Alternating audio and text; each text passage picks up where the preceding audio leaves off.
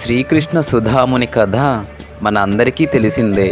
సుధాముడే కుచేలుడిగా నానుడి.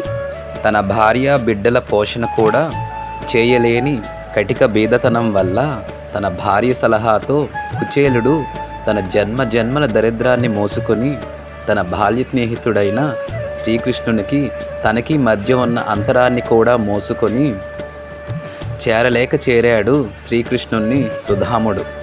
ఆ భగవత్ స్వరూపుడు శ్రీకృష్ణుడు తన బాల్య స్నేహితుణ్ణి శరీరానికే కాక తన మనస్సుకి కూడా హత్తుకొని తన సతీ పరివారంతో ఆ బ్రాహ్మణునికి కైంకర్య సేవలు చేశాడు.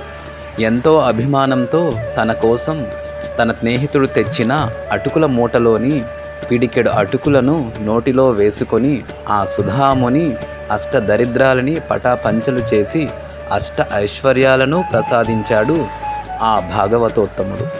ఈ శ్రీకృష్ణ సుధామ ఘట్టంలో మనం అర్థం చేసుకోవాల్సింది ఏంటంటే, భగవంతుడైన శ్రీకృష్ణుడు భక్తుడైన కుచేలుని పట్ల ఎంత కరుణా దయను కలిగి అమృత హృదయుడై తన భక్తుని చేరదీసి సిరులను విరిసే విధము, అలాగే భక్తుడైన కుచేలుడు తను ఆరాధించే భగవానుని పట్ల చూపించే భక్తి వర్ణనాతీతము.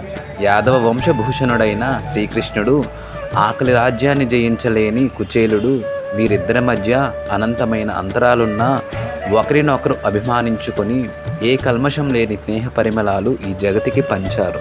ఈ చరితం చిరస్మరణీయం, తరతరాలకు చెరగని అమోఘము, స్నేహానికే వన్నె తెచ్చిన అపూర్వము.